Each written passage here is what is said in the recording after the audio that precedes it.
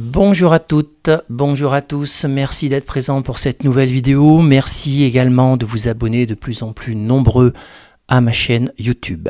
Aujourd'hui, nous allons voir un sujet très intéressant, ce sont les guides spirituels. Vous avez toutes, tous des guides spirituels, un ou plusieurs. Nous allons voir aujourd'hui en détail les guides et surtout qu'est-ce qu'ils vous apportent. Mais avant tout, le sommaire. Premier point, nous allons voir qui sont nos guides. Je vais vous donner une définition un peu plus précise des guides. Deuxième point, quel rôle ont-ils? On va voir en détail le but d'un guide, ce qu'il peut vous apporter.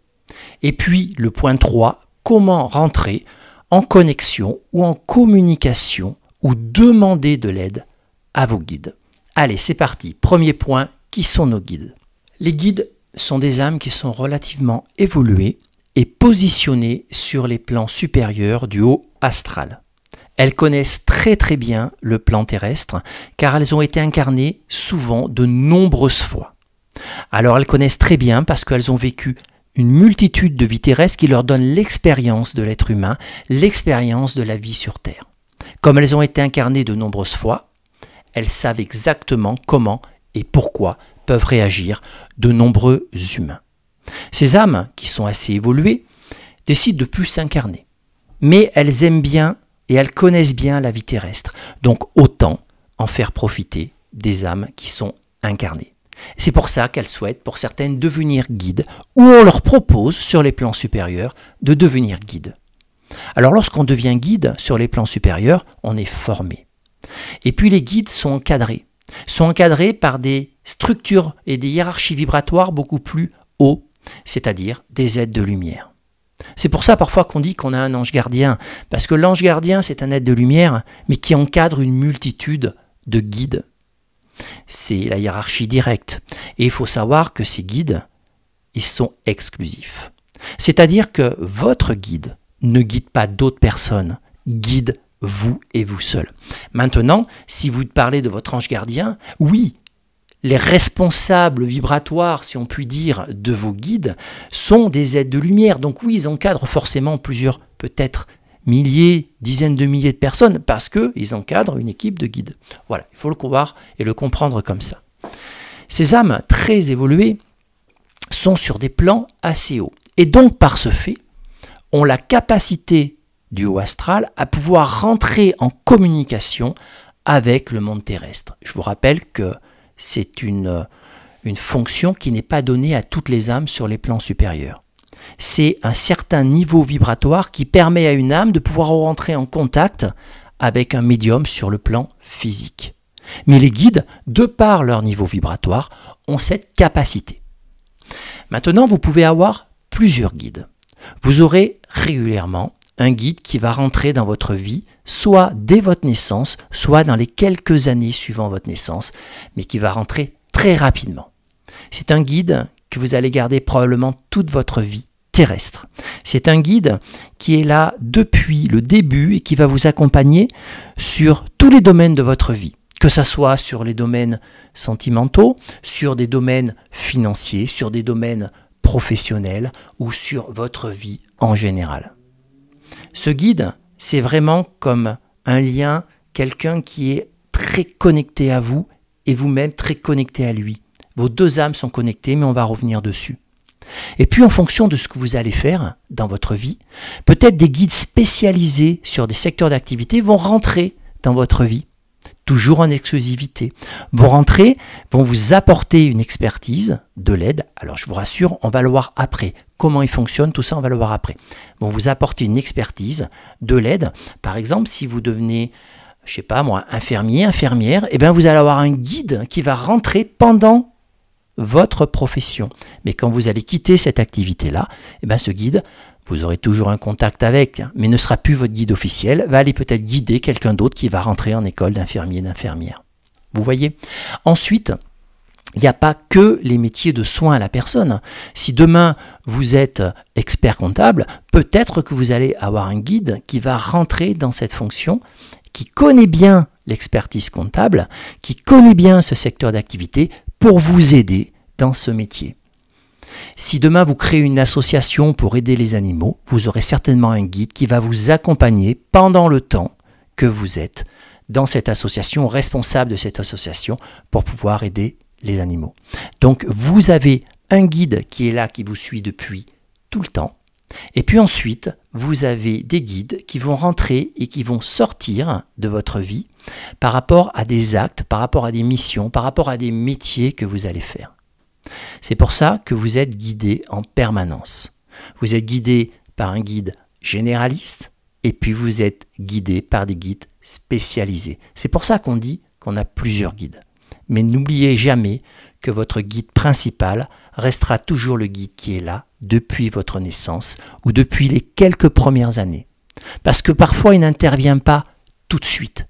C'est-à-dire que vous naissez et c'est dans les 2 premières années, il n'y a peut-être pas intérêt à être guidé parce que vous êtes vraiment guidé par vos parents physiques. Vous n'avez pas de réelle conscience de décision et le guide va arriver là où vous en avez réellement besoin.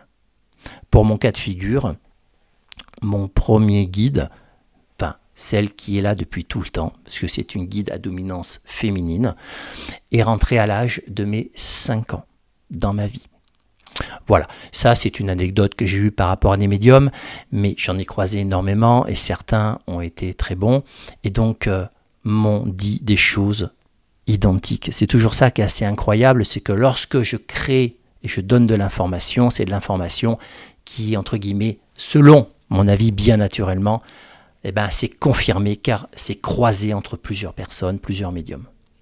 Donc voilà cette petite anecdote. Nous arrivons maintenant sur la deuxième partie du sommaire, le rôle des guides. Les guides, comme le nom le dit, sont là bien sûr pour vous guider. Mais on va expliquer ça de manière plus concrète et un peu plus cartésienne. Les guides sont sur les plans supérieurs, donc ont accès à un niveau d'information beaucoup plus important que nous, les humains.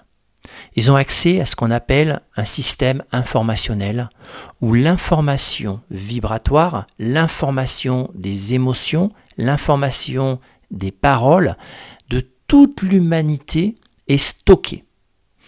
Si je puis dire, les guides ont accès à tout ce qui est en train de se passer en positif ou en négatif contre vous. Si un événement dramatique est en train de se préparer, les guides vont être au courant. Si demain, vous souhaitez partir en Asie du Sud-Est et un tsunami est en train de se préparer au niveau donc de la géologie de la Terre, les guides vont être au courant. Et qu'est-ce que va faire un guide dans ce cas de figure?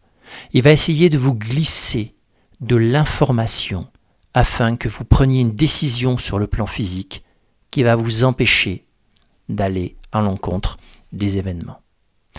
Les guides sont là vraiment pour vous glisser de l'information, de conseils, pour que vous puissiez prendre des décisions où vous seul prenez, car vous êtes le seul décisionnaire. Les guides n'interagiront jamais contre vous. Ils sont là pour vous apporter le maximum d'informations dans le but vraiment que vous preniez les bonnes décisions. Bien sûr, ça paraît extraordinaire, ça paraît fantastique. Et il arrive des drames, il arrive qu'on prenne des décisions qui sont souvent mauvaises, qui ne sont pas toujours bien adaptées. C'est pas grave en soi, dès l'instant que ça ne remet pas en cause votre vie. Mais les guides sont là pour essayer de vous diriger sur ce qui est bon pour vous, car eux-mêmes ont accès à de l'information que vous n'avez pas accès, comme je vous dis, ce fameux système informationnel qu'au niveau du haut astral, on appelle vraiment une base de données où là, tout est mesuré. Alors, comment vont faire les guides pour vous envoyer cette information? Eh bien, il faut savoir déjà, et on en parlera bien mieux en troisième partie de cette émission, que vous avez deux consciences. Vous avez une conscience générée par votre cerveau, qui est mesurable par un électroencéphalogramme et qui est mesurable selon l'activité du cerveau en Hertz. Mais on reviendra dessus. Et puis vous avez une deuxième conscience qui est une conscience liée à l'âme. Cette conscience est immortelle, c'est cette conscience qui prend toute son ampleur lorsque vous êtes, alors je ne vous le souhaite jamais, mais lorsque vous faites par exemple une expérience de mort imminente. Cette conscience de l'âme a la capacité, comme c'est une conscience des plans supérieurs, à mesurer, entendre et analyser toutes les informations du guide, comme si c'était un discours. Mais par contre, notre conscience au niveau cérébral nous bloque cette information. Donc, lorsque vous êtes en état de conscience modifié, mais on reviendra dessus, la conscience de votre cerveau, automatiquement, est moins forte. Et ça se mesure en Hertz. Et là, votre conscience de l'âme est plus forte. Il faut simplement savoir que les deux consciences ne peuvent pas fonctionner simultanément. Il faut qu'il y en ait une qui soit plus basse pour que l'autre prenne l'ascendant. C'est donc pour ça, lorsque vous faites une EMI, que la conscience du cerveau est à 0 Hertz, car c'est un arrêt cardio, votre cœur ne bat plus, votre cerveau n'est plus irrigué, vous êtes à 0 Hertz. Là, votre conscience de l'âme prend toute son ampleur, et de par ce fait, vous avez le tunnel, la connexion à des défunts, etc., etc. Mais attention, car lorsque vous êtes réanimé, la conscience du cerveau, lorsqu'elle va reprendre le dessus, va automatiquement effacer l'information que la conscience de l'âme a mesurée dans la grande majorité des cas. C'est pour ça que chez les adultes, le taux de restitution des expériences de mort imminente, selon les analyses et les études, sont entre 15 et 25%. On va dire que 3/4, quasiment plus de 3/4 des EMI, les adultes, ne restituent pas d'informations. Tout simplement parce que la conscience du cerveau, en remontant en fréquence, en repassant sur des modes plus importants, efface cette information qui est incohérente pour vivre sur le plan terrestre. Et vos guides vont chercher des failles, vont chercher comme des meurtrières dans les châteaux, c'est-à-dire des petites fenêtres de tir où vos deux consciences sont simultanées. Ça veut dire que vous êtes à la fois dans un état léger, très léger de conscience modifiée, et un état de conscience où vous avez quand même votre cerveau qui fonctionne. C'est-à-dire que si vous réceptionnez une information, elle a une connexion immédiate sur votre activité cérébrale et ça passe dans la conscience et vous avez l'information. Et ces moments-là où vos deux consciences sont quasi simultanées, vous les avez déjà 2 fois dans la journée, c'est l'endormissement et c'est le réveil. C'est ces fameuses ondes alpha, ces ondes cérébrales alpha, qui ont une fréquence entre 8 et 12 Hz, qui vous permet de capter de l'information.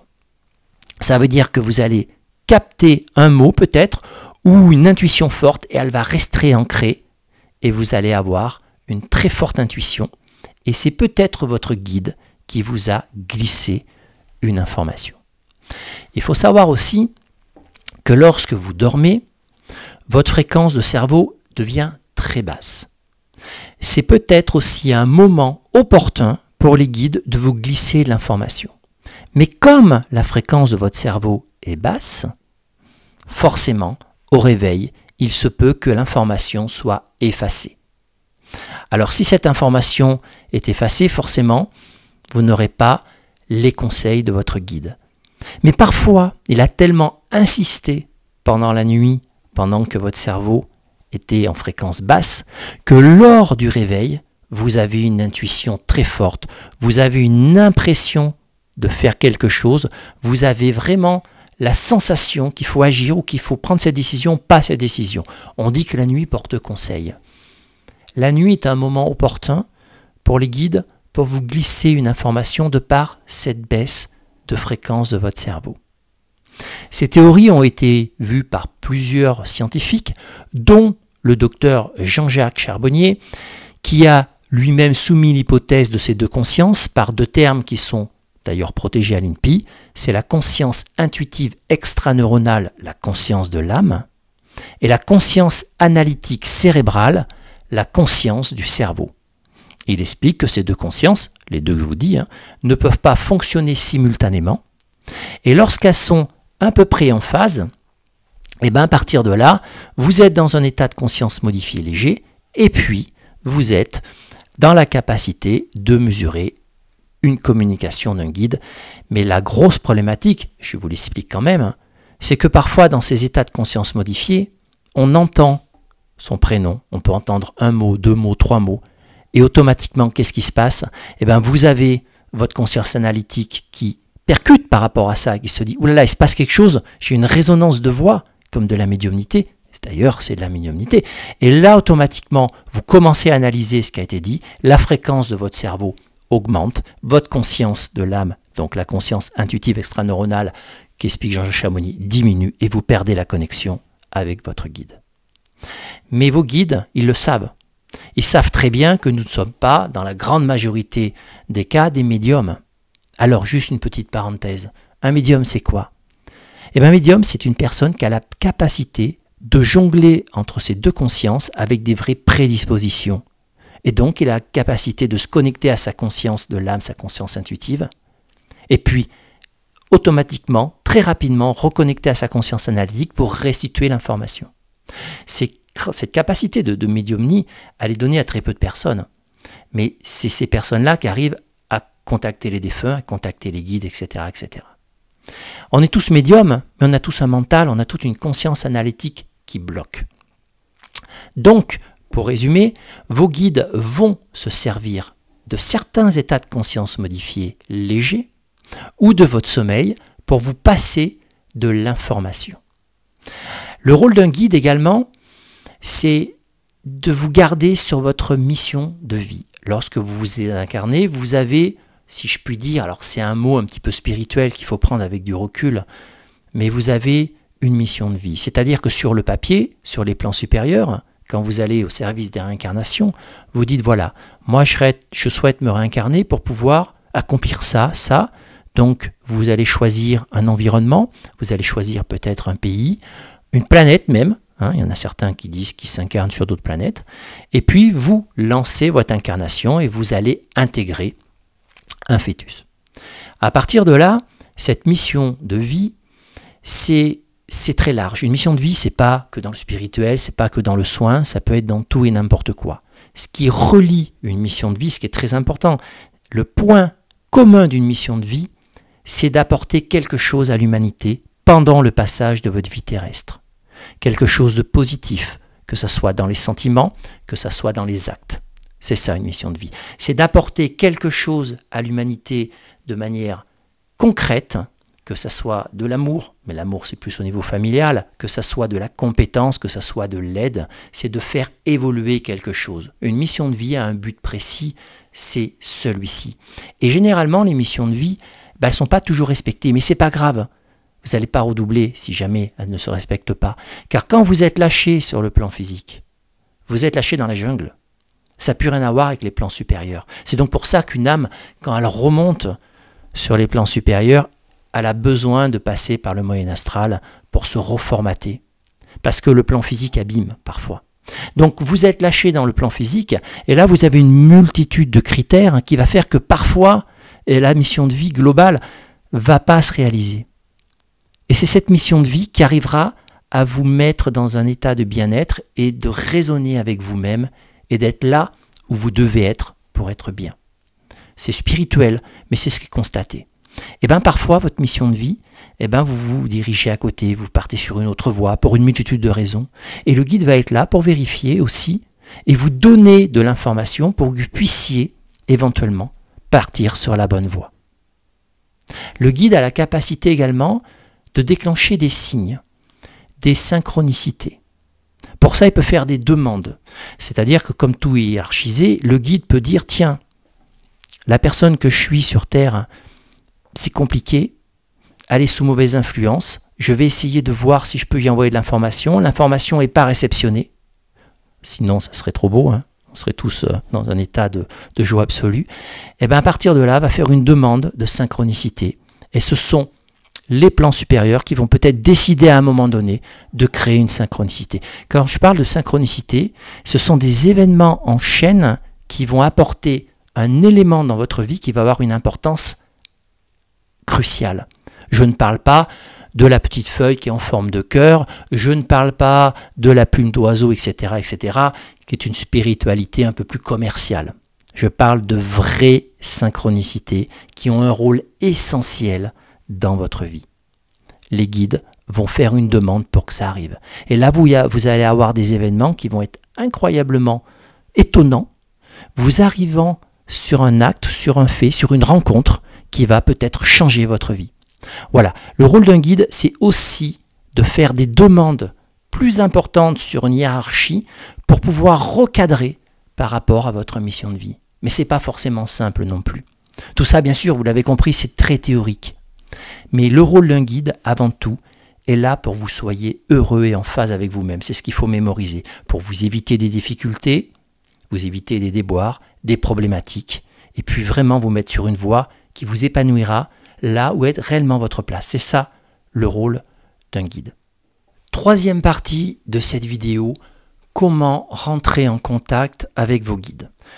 D'abord, il faut savoir que vos guides, ils cherchent toujours à rentrer en contact avec vous au moment opportun. Comme je vous l'ai dit, l'endormissement, le réveil, les états de conscience modifiés qui sont naturels dans notre vie. On imagine par exemple que vous soyez sur l'autoroute, vous conduisez votre voiture tranquillement, vous êtes seul, vous avez un fond de musique, et bien vous vous rendrez compte que parfois la fréquence de votre cerveau peut passer en dessous de 12 Hz, passer sur ce fameux mode alpha, où les fréquences sont des ondes alpha, qui traduit un état léger de conscience modifié. Donc plein de fois dans la journée, nous sommes dans des états légers, je dis bien légers de conscience modifiée, où là, votre guide peut vous glisser une information. Ça ne sera pas un discours, ça ne sera pas quelque chose comme un SMS, un mail de très précis, mais ça sera parfois une information en vous disant « Ah putain merde, j'y ai pas pensé. Ah c'est génial, je viens d'avoir une super idée. » Peut-être que c'est votre guide qui à ce moment-là a décanté quelque chose. Comprenez? Maintenant, si vous avez une question, parce que les guides, ils sont là, ils cherchent, ils analysent, qu'est-ce qui pourrait vous aider? Mais si vous avez une question, demandez-leur. D'abord, c'est la première chose à faire. Vous avez une décision à prendre et vous ne savez pas entre deux choix. Et bien à ce moment-là, posez-leur la question à voix haute. C'est-à-dire que le soir ou le matin, qu'importe, quand vous allez vous coucher, vous dites à votre guide, est-ce que je dois faire ça ou bien ça? Et ensuite, vous vous endormez. Vous pourrez peut-être vous rendre compte qu'à l'endormissement, vous aurez une sensation, une impression, un contact. Mais si ce n'est pas le cas, mesurez le lendemain matin au réveil si vos idées sont plus claires sur la question que vous posiez la veille.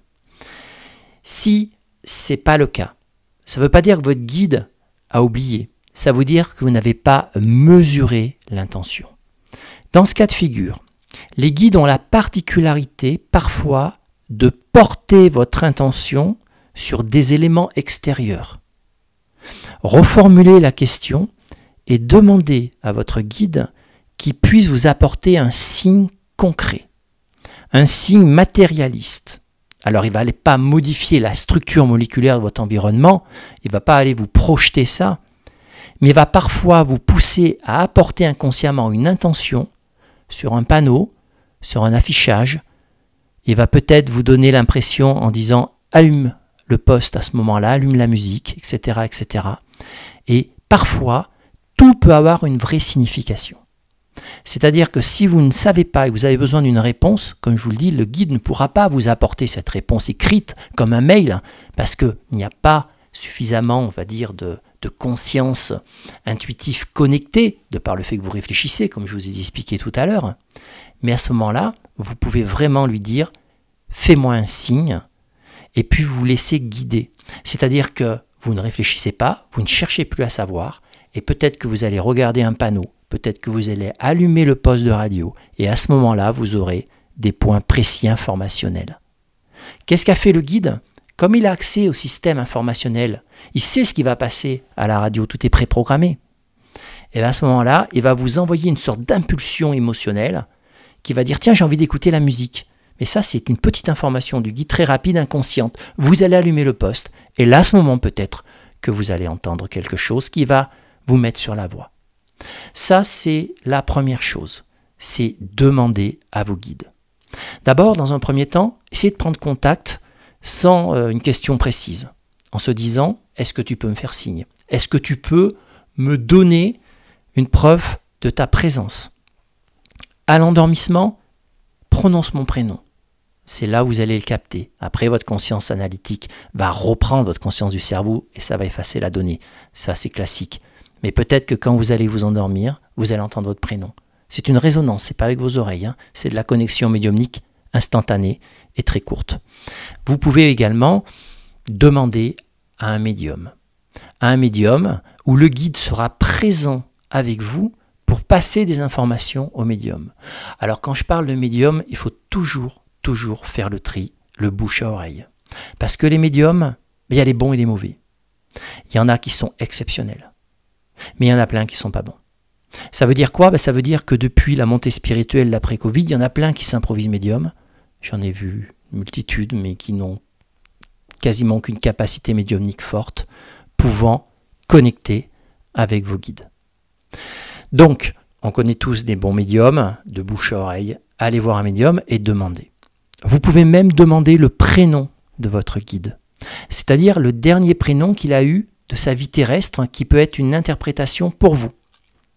Après, vous savez que chaque âme a un nom. Ce sont des noms un petit peu bizarres, mais ce sont des noms d'âme. Quand je dis bizarre, ce ne sont pas des noms comme Jean-Paul, Bernard, Jean-Louis, etc., etc. Vous avez bien compris. Hein. Ce sont des noms un peu plus prononcés avec plus de syllabes. Donc ces noms d'âme n'ont pas une consonance facile à mémoriser. Mais le guide, lui, va utiliser souvent son dernier prénom terrestre pour se manifester. Il peut même vous glisser une année. Vous pouvez lui demander, par exemple, quelle est la dernière année où tu as vécu sur cette planète. Et à ce moment-là, à ce moment précis, vous pouvez entendre peut-être une voix ou peut-être une intuition forte d'une année, ou sinon, vous regardez, puis si vous voyez passer une année sur un affichage ou autre, ça peut être aussi peut-être sa dernière année de décès de vie terrestre. C'est aussi quelque chose qui peut fonctionner. Quoi qu'il arrive, les guides n'ont aucun ego. Ça veut simplement dire que même si vous ne croyez pas à leur existence, alors si vous regardez cette vidéo, c'est que ça vous interroge bien naturellement, mais si vous ne croyez pas à cette existence, ou si vous dites « moi, ils s'en foutent de moi », ou si vous êtes déçu par votre vie, puis vous dites « il ne sert à rien », etc., il ne vous en voudra jamais. Vous savez que sur les plans supérieurs, l'ego n'existe plus. Donc même si vous ne connaissez pas votre guide, même si vous êtes parfois en colère contre la vie, et donc, en l'occurrence peut-être votre guide, il fera toujours le maximum pour vous guider, même si ça ne fonctionne pas, ou même si les mauvaises décisions s'accumulent, ce qui peut arriver. Et un jour, je pense que vous l'entendrez, un jour vous aurez une décision qui sera très positive pour vous. Peut-être qu'un jour, vous verrez une synchronicité ou un événement, une rencontre avec quelqu'un, que ce soit à titre personnel, peut-être amoureuse, professionnelle, qu'importe, qui va changer votre vie. Et c'est tout simplement peut-être votre guide qui, au-delà du fait que vous croyez qu'il n'existe pas, a fait tout le nécessaire en amont pour que vous puissiez avoir ce moment de joie et puis cette direction peut-être de plusieurs années à venir dans la joie, la bonne humeur et surtout dans votre mission de vie. Voilà, j'espère que cette vidéo vous aura plu. Alors bien naturellement, les guides sont réels. Si vous avez des questions ou des choses où vous n'êtes pas d'accord, parce que dans ce milieu-là, on ne peut pas tout vérifier, hein, bien naturellement, n'hésitez pas à me le mettre en commentaire, hein, même si ce n'est pas positif. Moi, je les lis avec attention. Et puis, je vous dis à bientôt. Et ce soir, quand vous allez vous coucher, demandez à votre guide de vous faire un petit signe. Je vous dis à bientôt pour une nouvelle vidéo.